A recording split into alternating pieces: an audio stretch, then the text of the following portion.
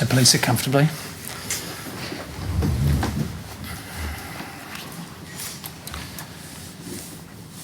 So last night we met Layman Pang, who spent his entire life troubling the Dharma and mixing up this idea of lay as opposed to monastic practice.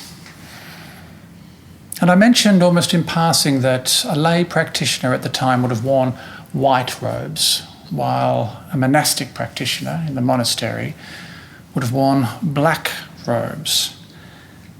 And this distinction was carefully maintained at that time, very important for them to know who was inside the walls and who was outside the walls. Had to protect this thing called Buddhism from strays, perhaps like us, wandering in and troubling it further. But of course, life's not black and white, is it? Just ask a beetle, are you black? Or a moth, are you white? When you really look at a beetle or a moth, they're not black or white, they're almost every colour there is under the sun. There are shades of yellow and blue and violet and green. It's all mixed up. It's just so extraordinary as to be ridiculous, in fact. Any detail of this earth is like that. You might say that beetles and butterflies in this example don't obey the strict rule of black and white robes. They wear the damn robe they want. And so tonight I want to look at this question of the robe, actually. What is the robe that we wear? In particular, what is this robe of liberation that we honour every single morning when we recite the verse of the Rakasu? The Rakasu, of course, being the abbreviated robe of the Buddha. So many of us will know this well. It's actually recited every time the Rakasu is put on the head, dropped into the lap, looped around our lives, you might say. It says, I wear the robe of liberation, the formless field of benefaction, the teachings of the Tathagata, saving the many beings. Now, I like that this is recited by all of us here. It's not the preserve, if you like, of those who have been through Jukai, the precept ceremony. It's not just those who have stitched together painstakingly the Rakasu. This verse is for all beings. It's for all beings, not just those of us in this room, but all beings of the world. Because this verse is actually a deep, deep bow to the robe that we can't take on or off. It's the one that we are already in. It's not something that we can pick and choose our way through, but we can choose it entirely. I want to return to this. Because the real robe, the one that we truly honour in this practice, is the one that is intrinsic to us in each moment. It's our skin, it's our blood, it's our bone, it's our marrow. It's mountains, it's rivers, it's the great wide earth, it's the sun, the moon, and the stars. It's your complete and actual body, warts and all, nothing left out.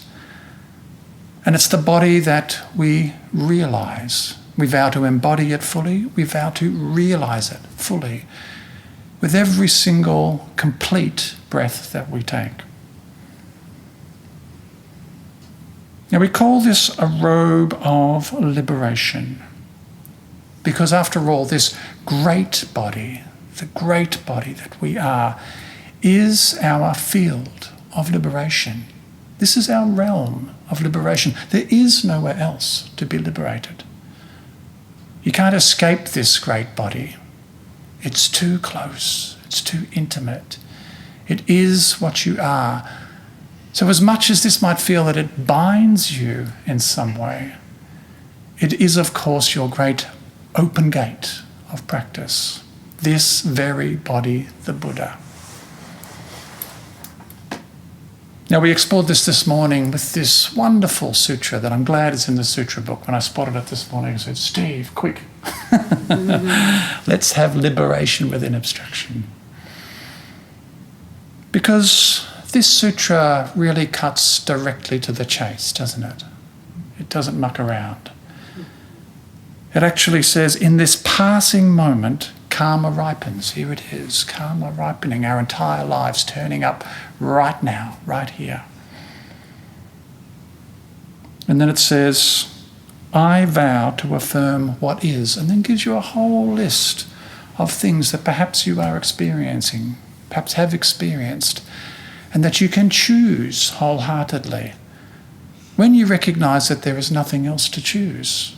Picking and choosing is actually a way of ignoring reality. If you are picking and choosing, you are just turning your entire gaze away from what is here. So we affirm what is in this practice. We choose what is in this practice. And that actually means that we can then attend to our lives in very immediate and almost laughably smooth ways. Just think of the way this session has run. We turned up and there was like a complete sewerage explosion. Ross had to reveal the septic tank. He then had to go off and find portaloos for us to visit often. And then if that wasn't enough, the electricity goes out. Suddenly we're all huddled in the dark with camp lights dangling everywhere. And yet none of this was a problem. When we choose it, when we actually go with it, when we affirm what is, it's not a problem. It's actually kind of fun.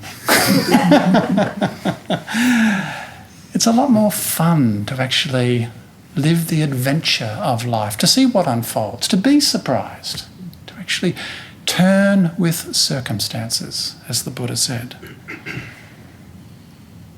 In the sutra it says, being with what is, I respond to what is.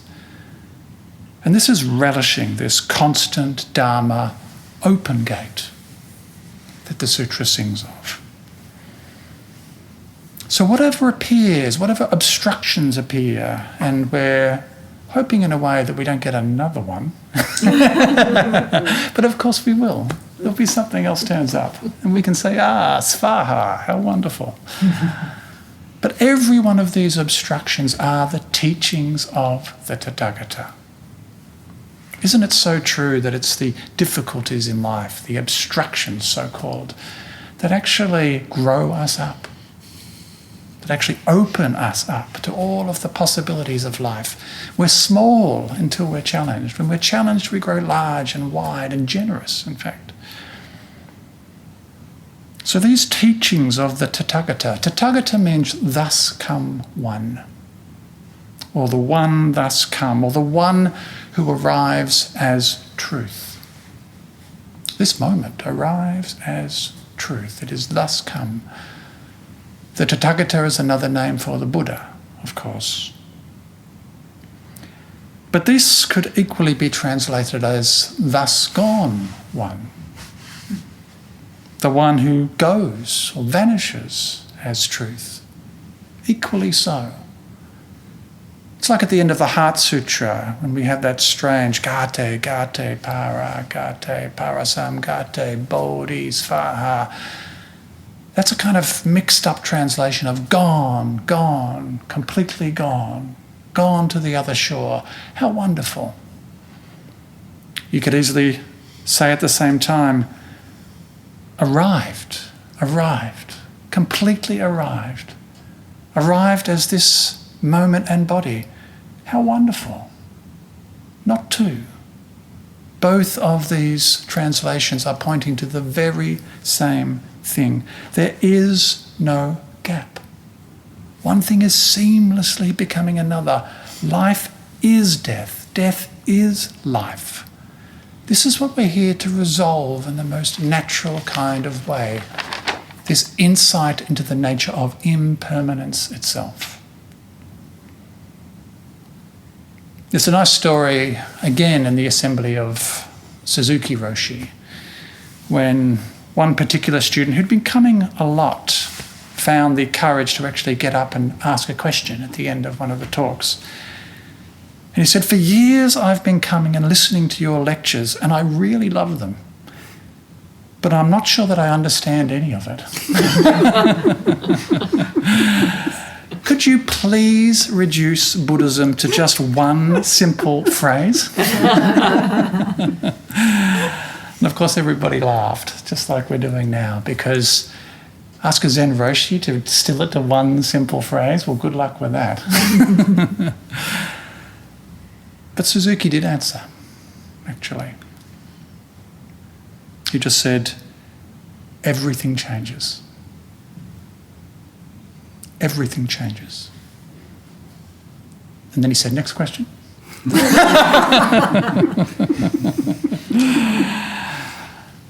So everything changes, and we are embodiments of this. Everything changes. Here it is. Everything changes.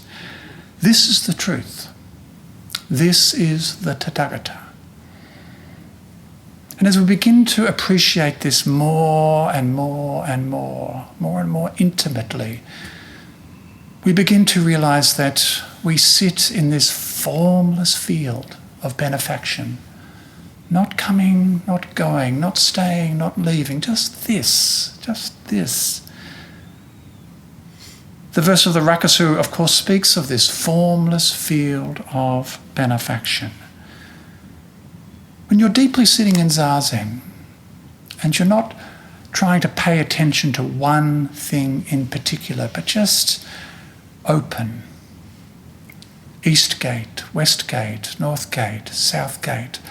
Open in all directions. It's like being aware of a great field brimming with light, brimming with sound, brimming with sensation.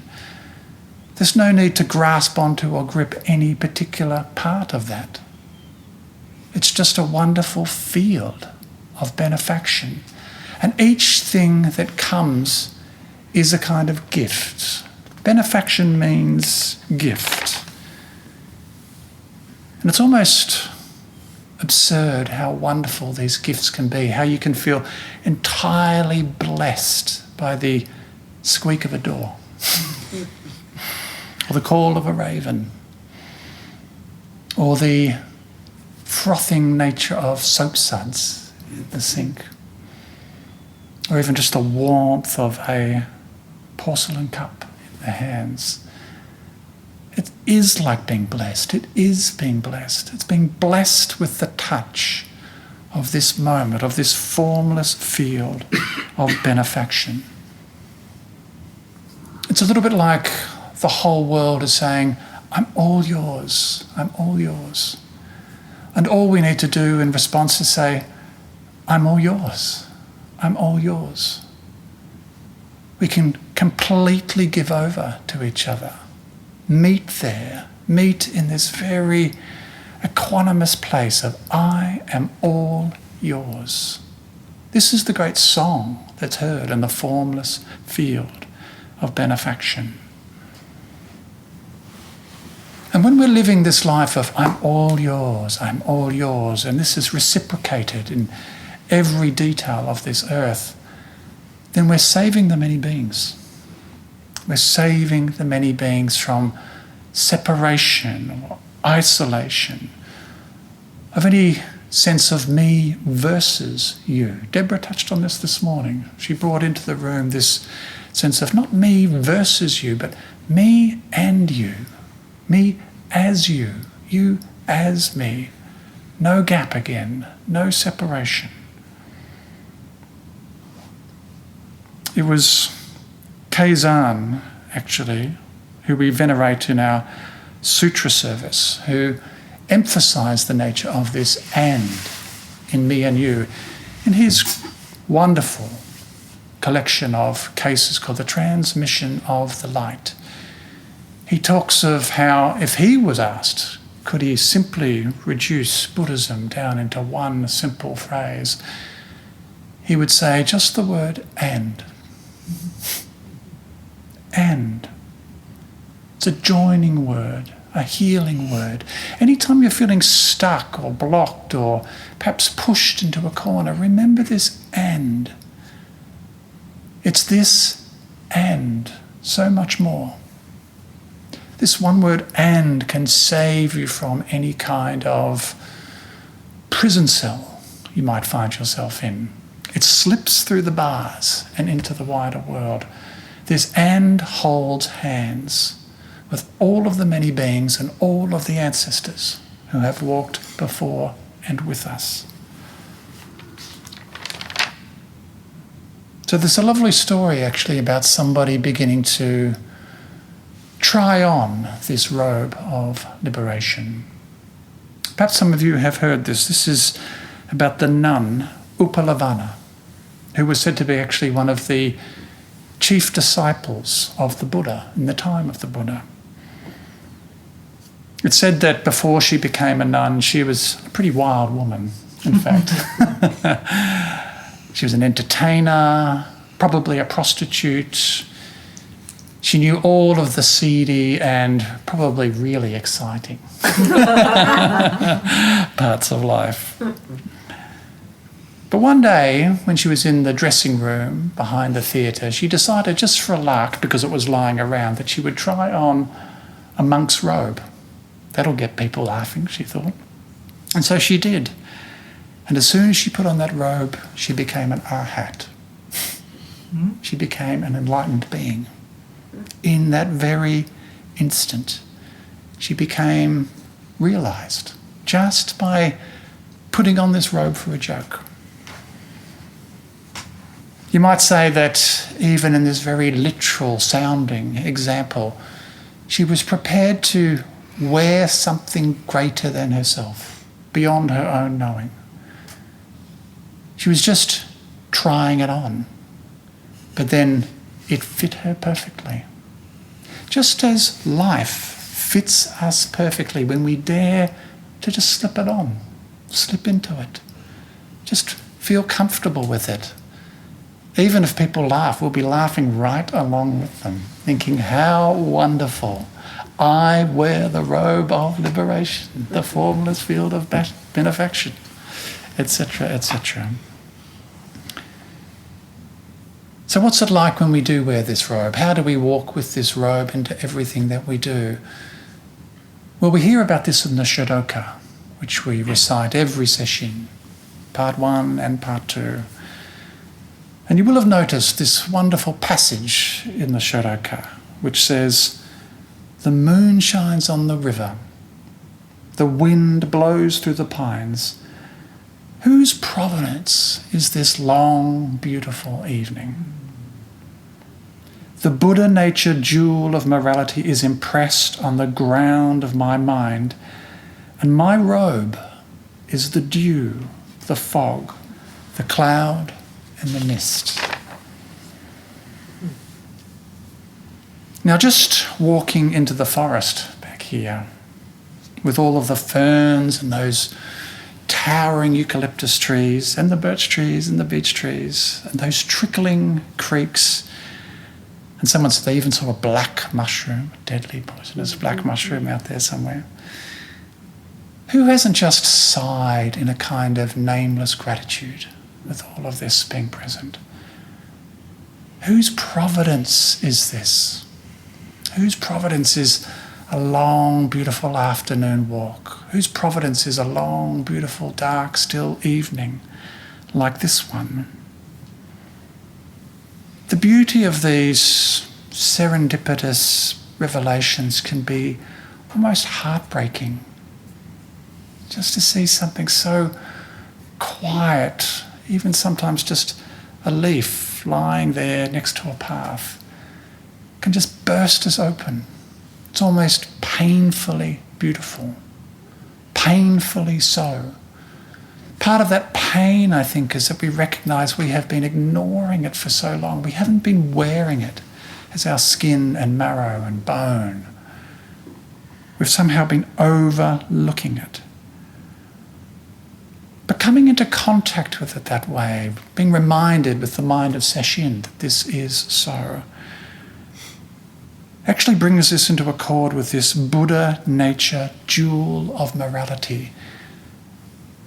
To see something as so precious and so unmistakably me, so unmistakably my life, so unmistakably dear and wonderful, means that we can no longer go along ignoring it or trampling across it or damaging it or violating its natural terms. It just becomes impossible to walk with such blindness, with such ignorance or delusion. This is the Buddha nature jewel of morality impressing itself or pressing itself deeply into the ground of your being. Past thought. It's not about having a good idea. This leaves an indelible stamp on our being, which can never be removed, luckily.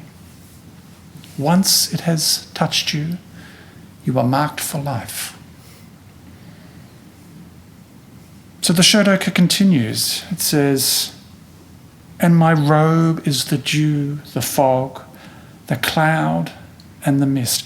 Notice that all of these terms are transient, passing through. Remember, everything changes. It's dew, gone, gone in a moment. Fog, gone, gone too. Cloud, moving, moving. Mist, barely perceptible. But notice too that all of these states evoke very human states. They make me think of quiet tears, of confusion, of dreaminess or drowsiness, or of uncertainty. That's all here too. Every part of us as human beings is included in the robe. The Shodoka is bowing to that fact. It's saying, yes, you are welcome here. Of course you're welcome here. You are here. How could you not be welcome here? And listen to Jiao, old dear Jiao, the one who offered us Mu and is one of the most cherished and revered and respected teachers in the entire Zen lineage of teachers. Here's Jiao telling us about what it's like for him to wake up in the morning. He says, "The cock crows the first hour of the day, aware of sadness, feeling down and out, yet getting up. There are neither underskirts nor undershirts, just something that looks a little bit like a robe. Underwear with the waist out, work pants in tatters, a head covered with 35 pounds of black grit. In such a way, wishing to practice to help people, who knows that on the contrary, it is being a nitwit."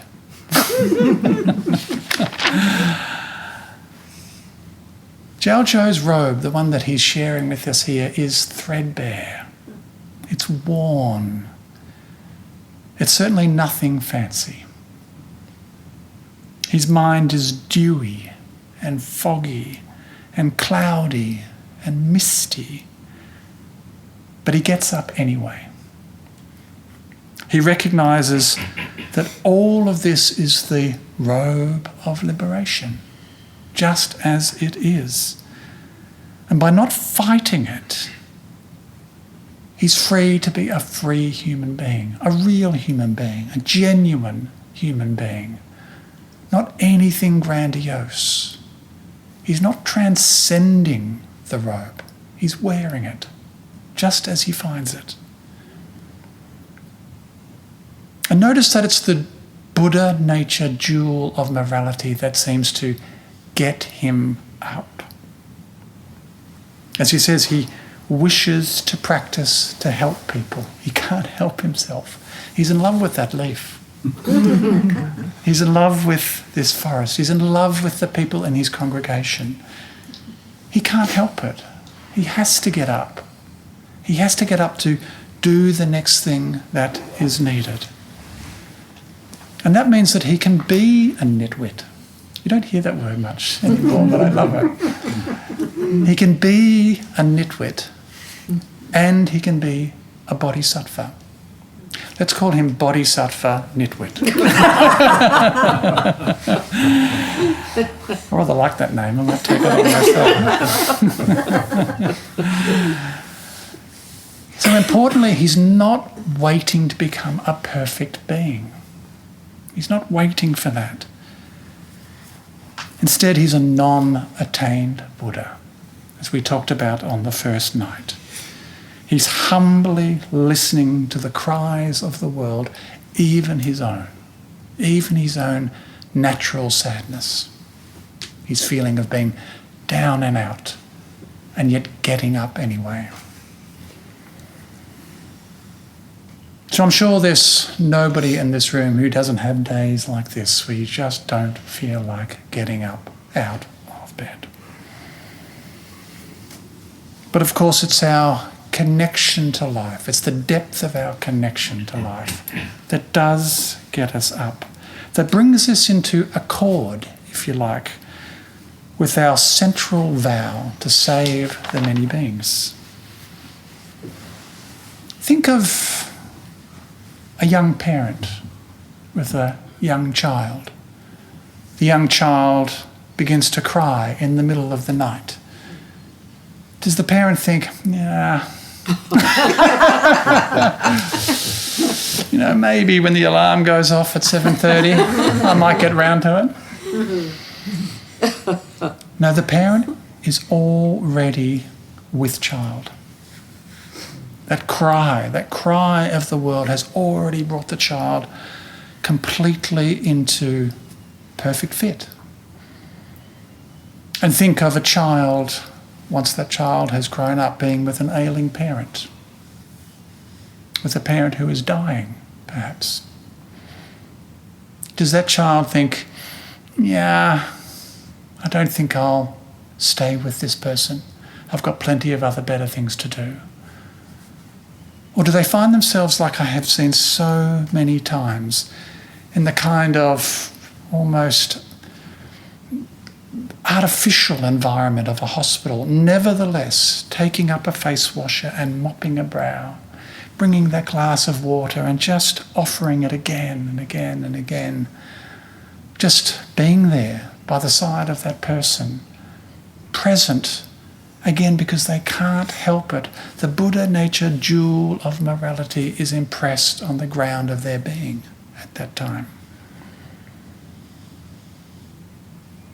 The Zen poet and monk Ryokan said this: "When I think about the misery of those in this world, their sadness becomes mine.